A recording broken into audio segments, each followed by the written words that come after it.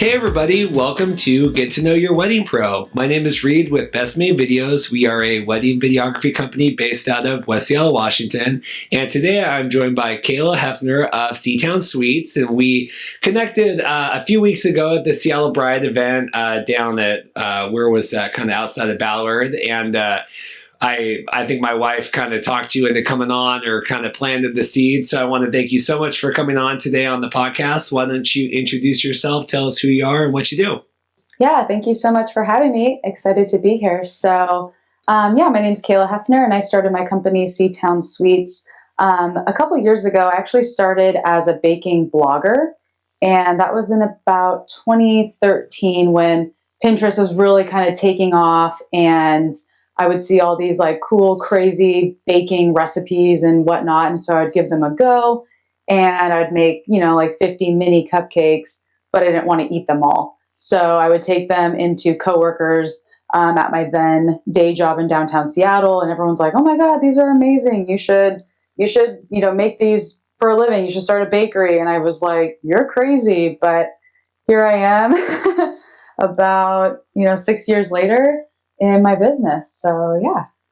Yeah, and I'm so interested in talking to you because, and I was kind of reading through, your background on your site, and you have a great video that kind of shows, who you are, which is awesome. And it's interesting to me because we talk a lot on the podcast about, creatives that want to do, be it photography or baking or floral, and not necessarily having the strength like that you do in terms of like advertising and marketing and like you said, Pinterest and kind of doing all these things. So I think it's interesting to talk to someone like you that almost started on the other end and then kind of found your way into this. Talk about where do you find the strengths that you have in terms of kind of running your bakery besides outside, obviously making like awesome tasting desserts and things? Yeah. So my background is in marketing. So I went to school at Washington State University, and I studied advertising and communications. And I remember, in school, I graduated in 2010, so not all that long ago, but they were still teaching those very primitive forms of marketing, print, advertising, radio, TV, which has fallen by the wayside. And I knew, in college, like I wanted to do marketing, but I was really interested in the internet, and I loved being on the internet and surfing and, back in those like chat messaging days and stuff too. So, but it wasn't being taught. So I actually did an internship at Q13 Fox, the local Fox station, and I started their social media pages, like their Facebook page, would be way before there was even such a thing as a Facebook page for a business. It was just I don't even remember what it was, like a group page or like a personal page even. And so I started scaling that and creating content and all these things. I'm like, wow, this is really cool. This is what I wanted to do. But again, in school, like they didn't teach that. So afterwards, I started in advertising sales, which I absolutely hated. And it was during the recession. So like no one was spending money on advertising, right? That's like the first thing to get cut in a recession. So then I found my way into more digital marketing, and I actually still work for my family's business now. They own a chain of local mattress stores. So I do all the online marketing for them, digital marketing, social media marketing, stuff like that. So it is something I'm still really passionate about. And I've kind of parlayed that into my business. And that's kind of where my business kind of paralleled with my marketing background and took off with the social media and stuff. So I would take pictures of my work as I was making and, baking things, and then I would post it, and, people would comment and like it. And then it kind of snowballed into a business from there as I just sort of unbeknowingly promoted myself and my work on social media.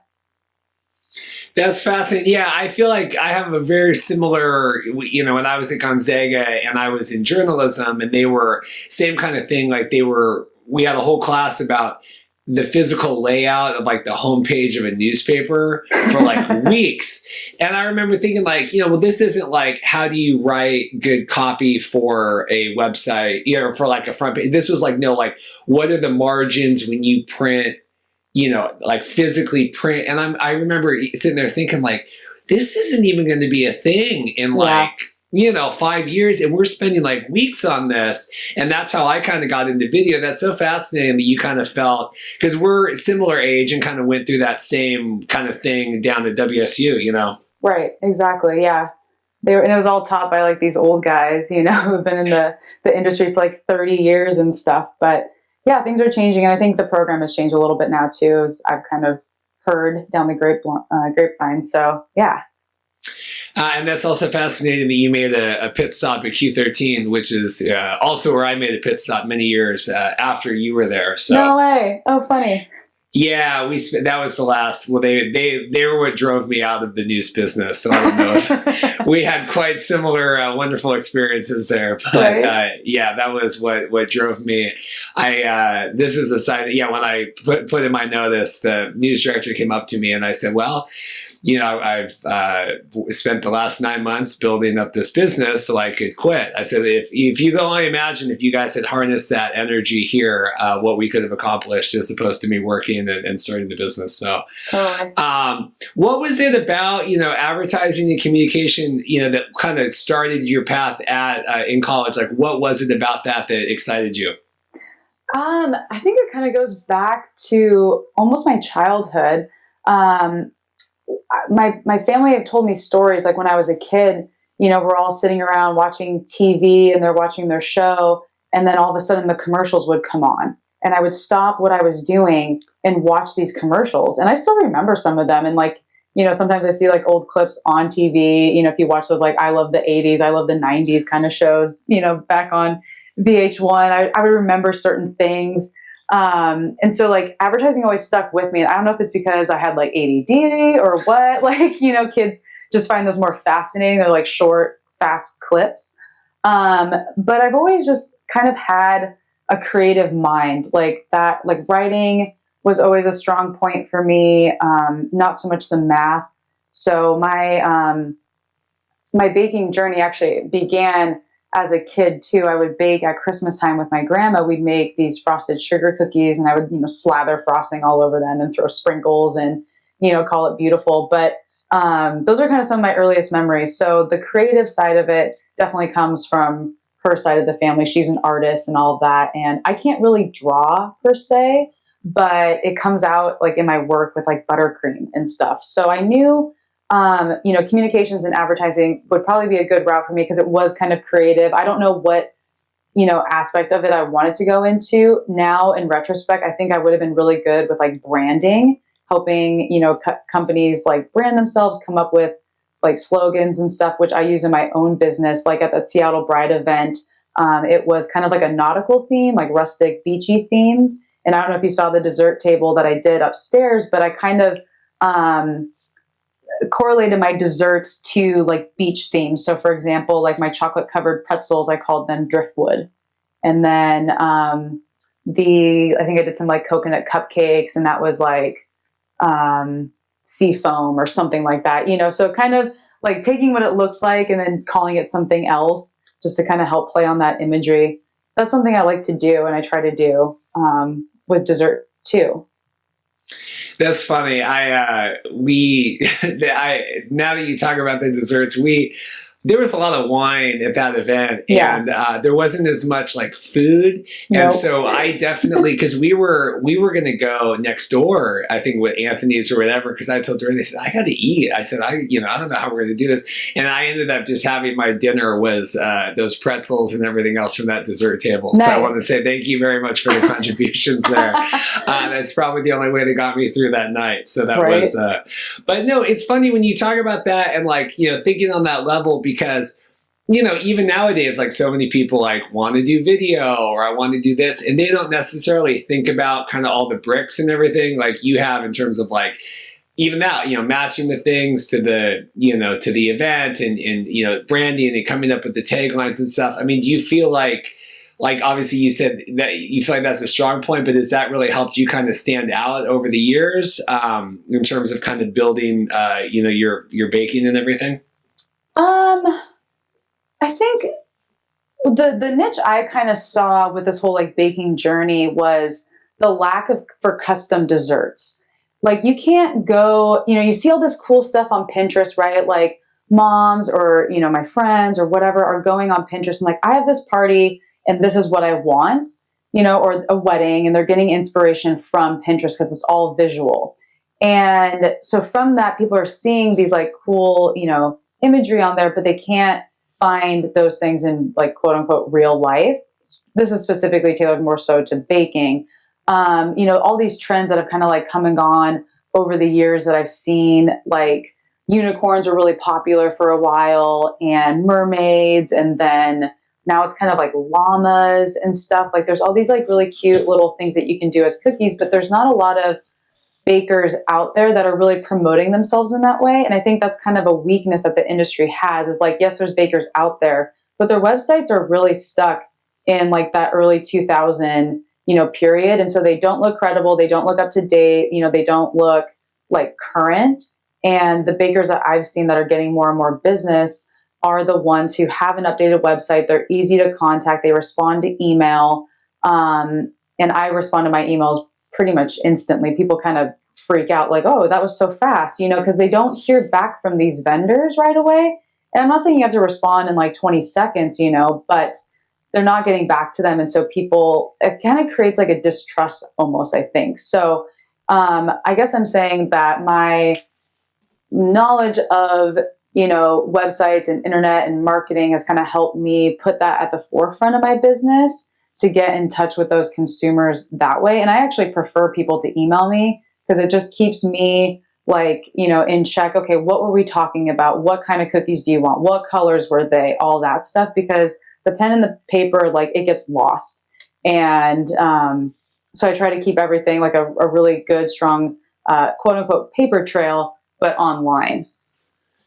Yeah, it's astonishing as someone, we planned our wedding, we're 3 years in August, and it astonished me how, communication with vendors and stuff, when we were planning even a couple years ago, and how we would have stuff booked and then weeks later we would hear back from people, and it's like, we're already like moved on to, step 7, 8, 9 here, and I just don't know if people, like you said, it doesn't need to be like an instant thing, but, so definitely kind of like starting the booking process off on a good start, on a good note like that is important. You know what I mean? Yeah, definitely. My husband and I, we got married 5 years ago in August, and I definitely chose certain vendors when I was reaching out that were more communicative and more responsive than others. And for that exact reason, like if you got back to me, and you were like in my budget, great, I'm going to book you. I'm going to work with you. There was actually, and this is before I made cakes. I did my own desserts, but I didn't do my wedding cake. But I reached out to some very well-known bakers in the industry. I won't name names, and they never got back to me, and I was shocked by that. Like, they had a shot at business, and, they didn't take the time to respond or, reply to me. So I was like, okay, well, I'm moving on. Yeah, and please, for the love of anything, the email thing, like you said, kind of creating that paper trail where, these phone calls I get at 8:30 in the morning of, oh, hey, we're thinking about doing a video tomorrow, and this.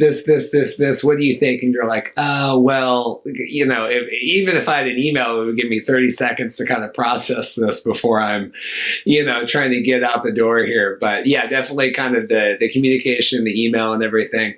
I want to hear more about the Pinterest blogging kind of post college, and then how that segued into making the leap to say I'm starting a business, because those are two very different things. Yeah, I started. So as I was mentioning, after I graduated college, Pinterest became more prominent, and my husband and I, we were in our first apartment together. And my now mother-in-law, she gave me an extra KitchenAid mixer, which I knew was a bad combination because, again, like I grew up and I loved baking. Like I would bake at any chance that I could get. If there was any cake mix or something in the pantry, like I would make it. So I was like, oh boy, I knew if I got a KitchenAid mixer, like it would be the end of me. And here I kind of am now. But basically what that journey looked like was, yeah, again, me like finding recipes, making them, and then, being somewhat health conscious, not wanting to eat them all and sharing them with other people. But for me, that gratitude came from sharing my desserts with people, not really so much like the baking, and, people would praise me for it. And obviously praise feels good. But I loved sharing my desserts with other people. It's kind of like an extension of my love, so people kind of then challenged me to do other things, like, oh, can you make cake pops, and can you make, this kind of cupcake or this kind of cookie and stuff. So I started taking classes locally, and from that, I, just kind of learned. So again, I'm pretty much self-taught, if you will. Like, I did not go to culinary school for any of this stuff. I just, you know, grew up baking, loved baking, and then just trying recipes out, and reading a recipe and kind of like knowing what works and what doesn't work. But just it's like a science project, really. And I think that's why kids like baking so much. Like, you're baking, but it's kind of sciencey, and you get something tasty at the end. Same thing still holds true today, really, when I'm trying out new recipes and stuff. But yeah, so I started taking these classes and making, these cookies and whatnot, and decorating them. And at the same time, I remember, I think that's when the Seahawks were doing really well. And we went to the Super Bowl those 2 years. So I'd made some like Super Bowl Seahawk themed cookies, and people went crazy over those and stuff like that. But again, this was still just out of my house. So it was just very much, like the very beginning stages of this. And I wasn't really like, I don't know, like I was making some money, but I didn't really know how to charge people. And it was hard to charge people for these services because I felt like such a novice and, not like a professional and stuff. So it wasn't until I met my friend Holly on Instagram, and that's kind of another crazy story. She's my now business partner in a way, but I saw her Instagram profile, and I was like, oh, she's a cute young girl, like, and she has a baking business, and oh my God, she's here in Washington. Like, I should reach out to her because I have these questions about baking business specifically. Like, I can ask my parents for, just general business advice, but I wanted to get into the nitty gritty of like baking stuff because it is different.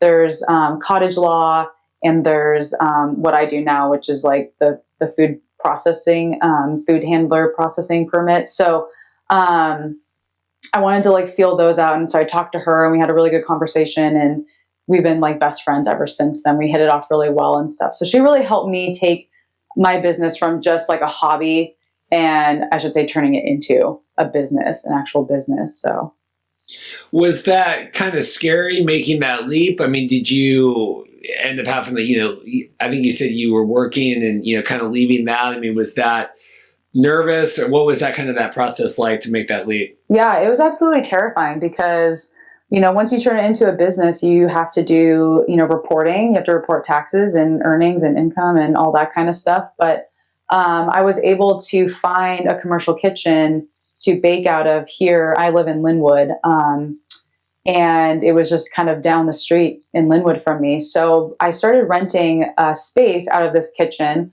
which then allowed me to get my licensing and not have to go the cottage law route. Briefly, cottage law is when you want to do it in your home, and it's totally doable even if you have kids, even if you have pets. You just have to kind of like do a little extra homework on it, but it's totally possible.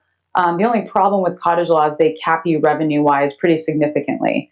I think in Washington State, it's only like 20 grand, which is a year, which is nothing to live off of. That's still very much a hobby. You can have a business, but it's like a business hobby. So for me, I was like, well, if I'm doing this, I'm going to go all in. So I went with the commercial kitchen route, and it panned out pretty well. So I started doing that in 2016, 2017, and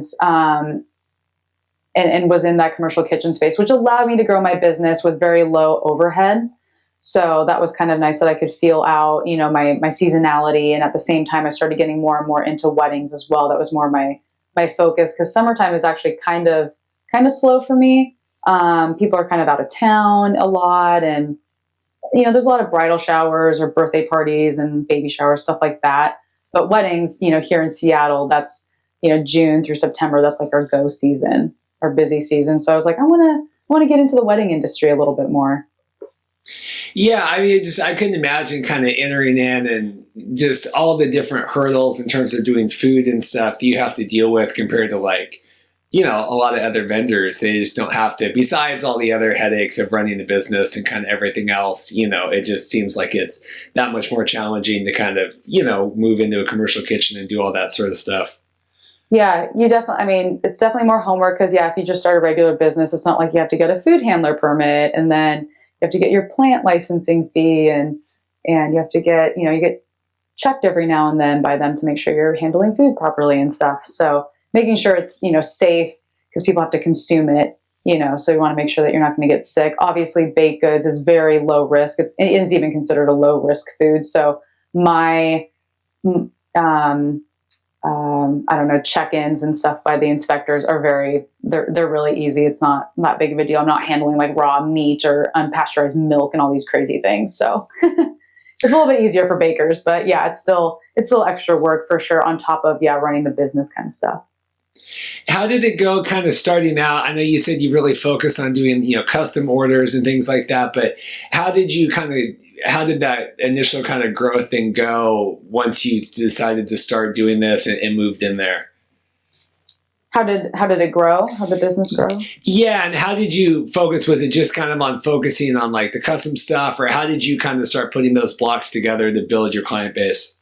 Yeah, it was all referral based pretty much, once I got my website up, because every time I made an order, and these were all referrals, basically, moms or, friends of friends, oh, I have a bridal shower coming up. Can you do this? My kid's birthday, yada, yada, all these things. So I would take pictures of them, and I started creating basically like a profile, and people are really good with staying on trend. So it's kind of helped my business stay on trend, but it's also kind of allowed me to grow creatively, because I had to learn how to make like a naked style cake or a ruffle cake or, whatever. People would show me pictures and I'm like, well, I don't know how to do that, but let me find a YouTube video that can teach me, once I had that terminology and stuff. So, basically it all started off with referrals. I mean, referrals are your greatest source of business. Obviously if they order from you, they like it, they'll refer you to their friends, they'll order from you again.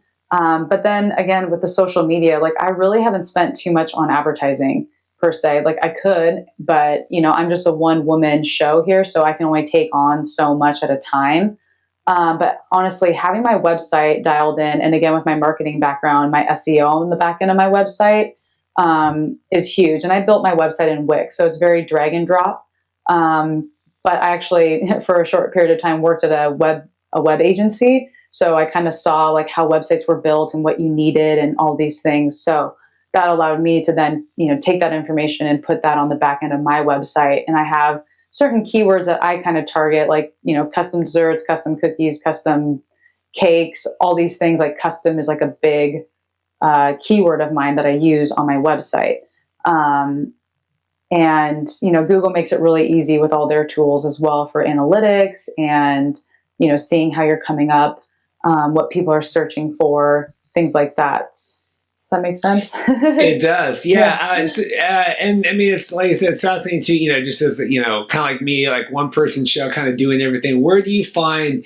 Obviously, we know with your advertising background, and obviously a lot more savvy with Pinterest and stuff like that. Where do you find the things are that you see that you need to work harder at to get there? Like for me, it's like the accounting stuff or whatever. Like, where do you find things that you have to work on a little more?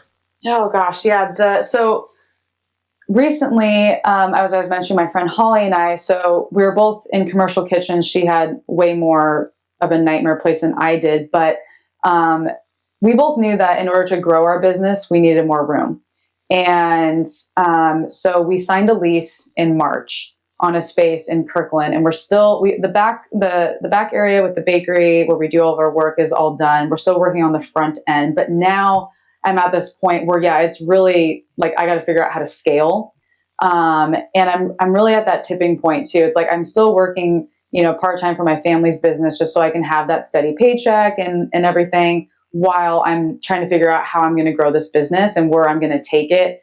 Right now, again, we're still just licensed to process food, not with the health department, which is where you can like sell food out of your front end, like any restaurant or coffee shop and stuff. That's a whole nother thing. So this year is going to be a lot of like soul searching, where I want to like take this business and how I want to grow it. If I want to keep doing what I'm doing and kind of keep it smaller, or if I want to, have like shop hours and do all that stuff. But that is so terrifying to me right now. And obviously the accounting part of it is a huge aspect of that. Like, how do I hire employees? How do I do payroll? I'd probably have a bookkeeper or something. But right now I'm doing all that stuff. So I'm managing my website, I'm doing the baking, I'm responding to emails, I'm tracking my expenses, like all of these things. And it's really overwhelming. And I understand now why being a business owner is so stressful and so hard, like, especially when starting out, you're just wearing so many hats. You have to learn where to delegate and where to kind of branch off and say, like, you know what, I don't need this in my life. I'm going to hire this out and let someone else do this. At the end of the day, for me, I really just want to focus on the baking. That's what I enjoy doing. So all this other, stuff like building out a space and all this, like just data keeping is just really daunting to me. And I just really don't like it. Again, I'm not a numbers person. I'm more of the creative person. So that's kind of where I want to stay with my business, but it's hard.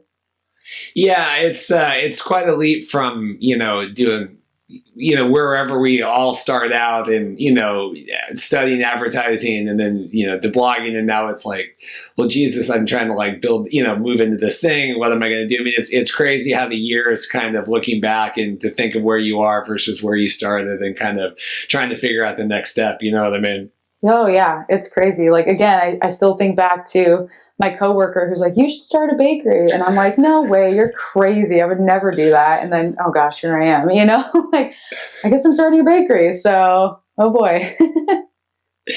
So you talked kind of about, getting these orders more kind of on trend things and, kind of helps keep you on trend. I mean, what are you seeing nowadays with weddings, and it could be other events too, but what are the things that people are really looking for today? And is that, what do you think of that compared to, the years that you've been doing this now?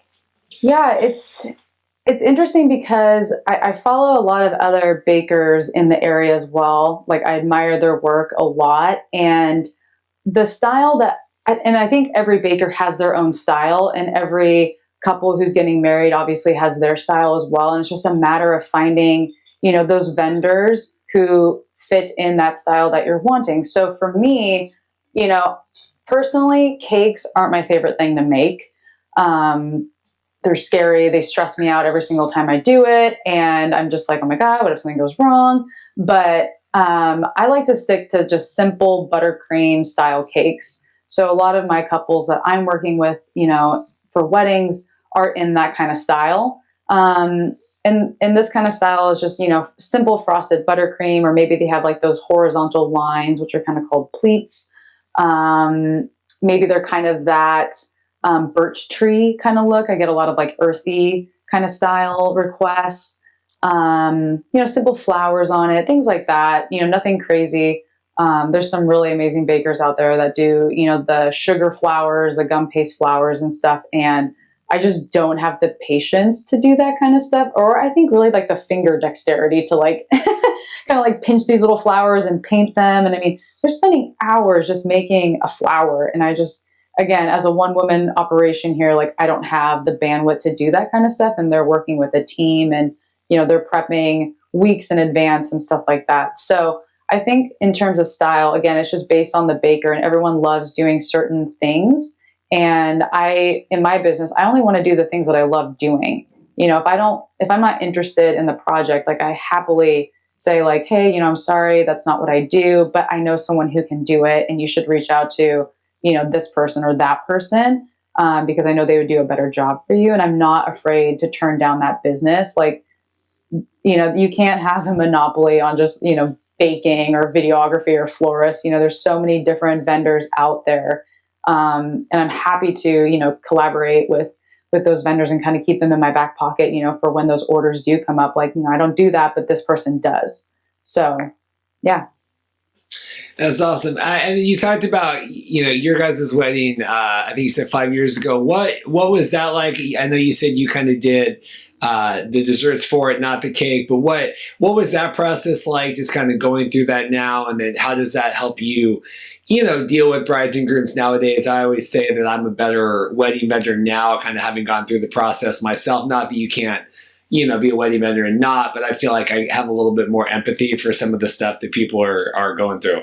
Yeah, definitely. I mean, being married and understanding like the back end of planning is huge. Like I've been a bridesmaid in all my friends' weddings and stuff, but and I gave my input and like, oh yeah, those flowers are pretty, or oh yeah, you should do that color bridesmaid dress, but you're not making the decisions really. So doing your own wedding and understanding, I mean, I planned the whole thing down to the schedule. Like I made my own timeline and everything, and I did it in 9 months.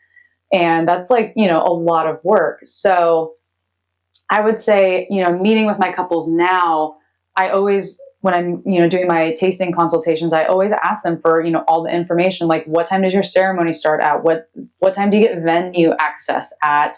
Are you working with a planner? All these things, get all those details. So then, I know, okay, we're coming up in July. This is our hottest month typically. So I have a couple weddings on the 27th this year. I know that day could be really hot. And if a cake is sitting out, I need to know if it's a tented or if it's going to be indoors, etc. And that also helps me to kind of consult what flavors they want, because it's like, well, if you want a cream cheese cake, like that's going to melt in the sun. Like you have to keep that refrigerated. Do you have refrigerator, space on site? Like all these little details that can go into the cake. I did a wedding last Saturday that was up in Anacortes, and it was very cool out, maybe low 70s. So the cake was under, indoors, but it could stay out. It wasn't going to just melt off the plate. So there's all kinds of logistical things like that, as well as, okay, if your ceremony starts at 4:30, it's a 30-minute ceremony, and then you have a cocktail hour, and then you're going to eat. So you're not going to cut cake until like 7 or 8 o'clock. So that cake has to sit out, for 4 hours, by the time I deliver it, because they're always like, what time are you going to deliver it? So I kind of, aim for, okay, if your ceremony starts at 4, guests arrive at 3:30, I need to be there by 3. And then you're going to cut the cake at 8. So then I need to know, like, okay, based on these flavors that you picked, it might need to go in the refrigerator, and you might have to have the caterer take it out, like all those things. There's so much that go into it. And I had one couple that I was talking with, they're like, wow, you really know your stuff. And it's like, yeah, and she's like, yeah, that's the timeline I had. So yeah, being married definitely is a benefit, but obviously, there's plenty of event planners out there who aren't married that do a fantastic job with all this stuff just through experience and whatnot too. So it's so funny. Yeah, we were getting ready at the hotel on Saturday. And so we got there like right as the bride was coming back from getting her hair done, and she was just going to put the dress on. And like, I'm helping them get stuff out of the car, and they open up the back of the van, and like, they just have the cake like sitting back there. Oh my God. And I was like, wow. I was like, you guys are so brave. And they said, yeah, I know. This was the only thing. And we're just driving really slow. And I don't know. I'd have to look up who their baker was. But I was like, wow, that is taking a big leap of faith there. Yeah. Driving with cakes is really, really nerve wracking. That's actually probably the worst part. I think I would probably say the worst venue I've delivered to, just in terms of like the road getting there, is Trinity Tree Farm in Issaquah. Like going up, it's like a gravel road with like switchbacks and potholes. I mean, it is crazy. So that always makes me a little nervous. And I have a few weddings there this summer, but I love that venue. It's beautiful. But, again, in those consultations, I'm like, okay, we might need to rethink not doing a 3-tiered cake, but maybe a 2-tiered and a sheet cake or, whatever. But No, and it was so funny because you were talking about timelines, and we were at Lake Wilderness a couple weeks ago, and they had all of us booked for photo and video were very short, so they wanted they were going to come in, toast real quick, and then they were going to cut the cake, and then we were going to leave like at 6, and then they were going to, they had the place till like 10 or whatever. Yeah. But they didn't anticipate that every family member on both sides, big African wedding, I think the toast video I delivered to them was like 2 hours and 10 minutes. Like it was really, really long. And so we're sitting there and like, not only are we concerned about time and like, okay, we kind of got to get going here because we are, we're contracted and whatever. Right. But like, I look over in the corner and I just see the cake like slowly like melting into the wall. And like, I pulled a sister over. I'm like, I was like, I don't even care about us leaving right now. Like, we need to cut this cake before it falls off the table. And so I can't, she brought it over and they like had to prop it up with like napkins and stuff so that they could, because it had sat out for, 3 hours. It was 80 degrees outside. I mean, what are you going to do? It's just not, but right. I remember I was like, regardless of anything else, this cake isn't going to make it longer than these toasts are going to go on. Yeah, last summer, again, end of July, I had a wedding. It was a 3-tiered cake, and I had to deliver it to Redmond, the Red Barn Farm, which is kind of like a newer venue. And, so this is a big cake, but thank God, I mean, a naked style cake, which is just a little frost, like a crumb coat on the cake. It's not a lot of frosting, so it's not like it's going to melt off. But I delivered it, and it was a 3-tiered, so I had to set it up on site, and they wanted it on, like a wine barrel. And it made me so nervous because it's like, okay, like this thing, if it tips over, and it's kind of like, it's been in the refrigerator, so there's like condensation on it because it's, coming up to room temp and stuff. And I'm just like, oh my gosh, I went up to the planner. I think it was Christina from It's Your Day events. And I was like, honey, you might need to cut that cake like right after the ceremony and just get the picture, like keep an eye on it. Cause it was over 90 degrees that day. I want to say it was like 95 degrees. That barn had no air conditioning, just some fans, and then add the bodies in there.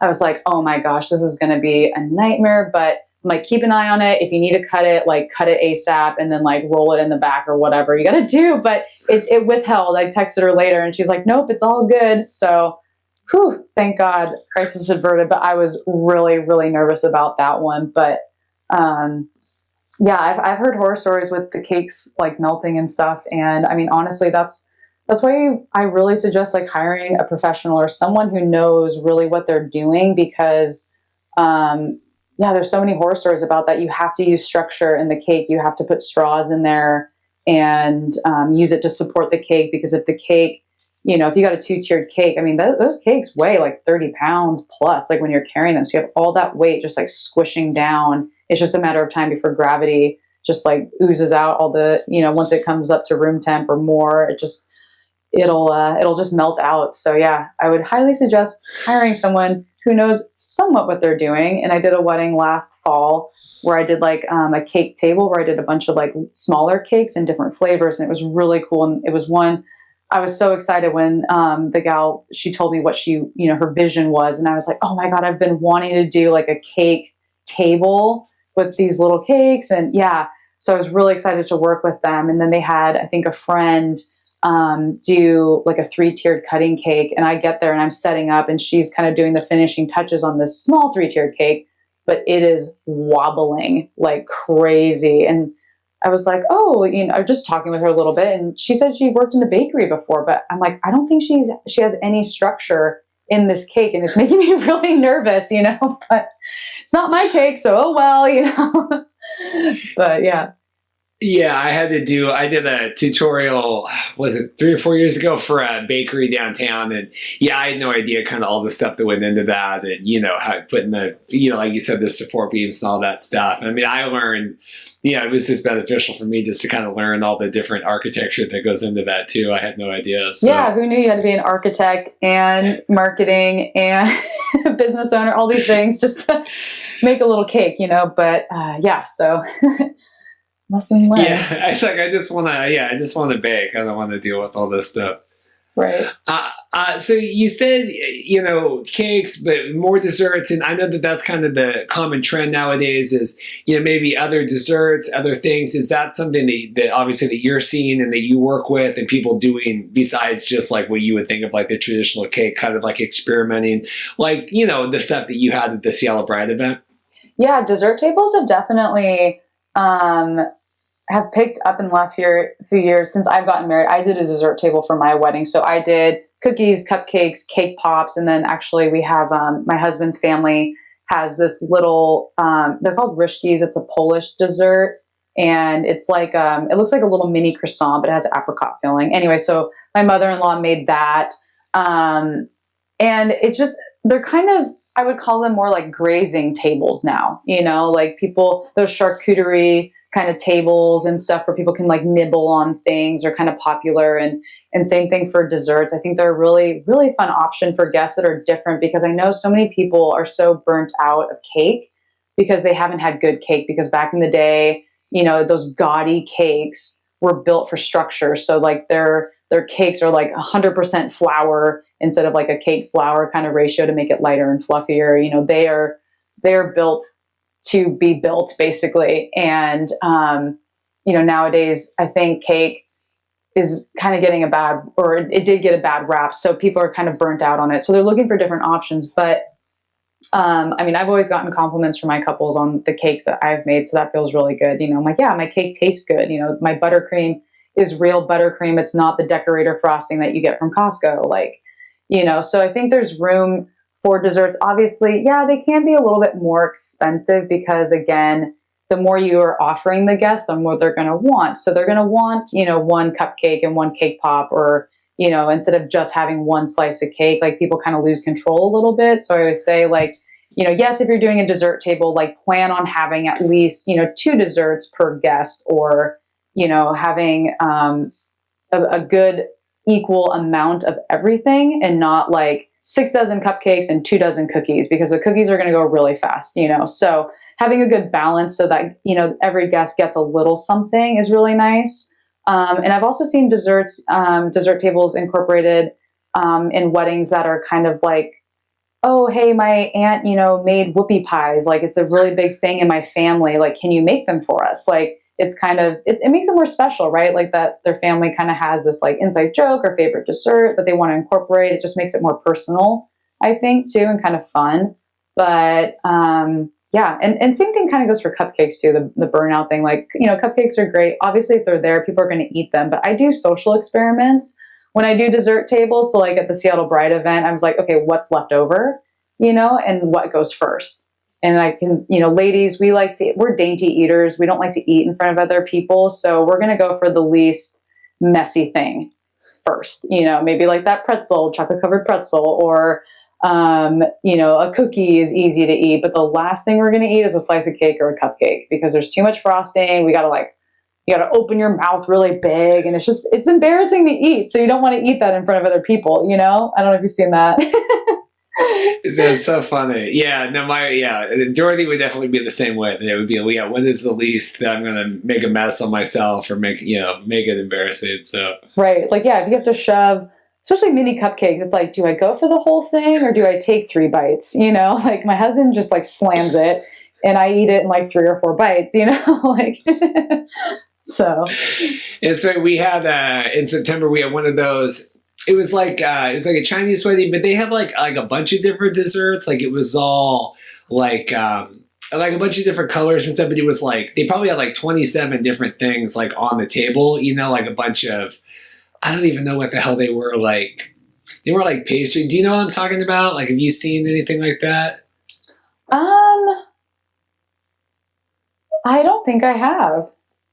Well, it was like a dessert table, but a lot bigger and a lot smaller. And people were going up the apocalypse was coming, and they'd have about 3 plates full of them, heaping over. I said, "Oh, is that just for you?" "Oh, no, that's for our table." "Oh, okay." But then they'd go back and there'd be 2 people sitting at the table. And you're like, "I don't really know about this. I don't know how the math's working out on that one." Right. I know. And I always am kind of against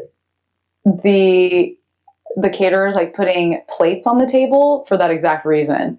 Because it's if we've only allotted 2 desserts per person and you put plates out, people are just going to, pile up and take it. And then it's not going to get eaten. It's going to get left because then people start dancing and kind of forget about the desserts and stuff. So I think it's better if people just have napkins and kind of graze a little bit more. Oh, let me just grab a cookie and a pretzel stick, and then I'll come back for a cupcake later, things like that. Otherwise, people just go nuts and think it's like a buffet, the food buffet line. Unless if you've allotted for that, that's fine. But just be forewarned, that they're going to go pretty quickly. Yeah, I remember one of the first, when I was starting out, I still don't do a ton of walkthroughs, but I went and did, we were doing the wedding at what was Safeco Field, and I felt okay, I need to go kind of do a walkthrough here. And I remember they were talking and they were trying to figure out where the dessert was going. I shouldn't really need to do a bin there for all these kind of decisions, but they were trying to figure out okay, where are we going to put the cake? Where are we going to cook? Because they got married on Pie Day, so they had pie and all sorts of little mini pies and desserts and stuff. And I remember them saying well, if we put them out too early, the guests are going to see them, and they won't be able to help themselves. People just see food and they go for it. And I remember sitting there thinking That's insane to me that they're like, I mean, they were really worried about it, but now having obviously done weddings for 6 years, and people can't, there is no control at all. That if they see it, it doesn't matter if the couple is even at the venue yet, if they've even gotten married, if they've cut the cake. Like, if people see desserts, like, they just kind of go for it. Oh yeah, totally. Actually, that kind of happened at my wedding. People were kind of like snacking on them and stuff like that. People were pretty good, but that's funny that you bring that up, because recently when I was doing a consultation this year, I had a couple bring up that exact thing. Like, we don't want people eating the desserts before it's time. And it was something that I was kind of thinking in the back of my mind as well. Like, I should create a sign for like a nice, neutral sign to put on the dessert tables. And I did. And I've been using it now for a couple weddings, and it was a good choice on my part. It was a good, I don't know, $10 investment or whatever, to have it designed. And it says, please don't partake until the newlyweds cut the cake.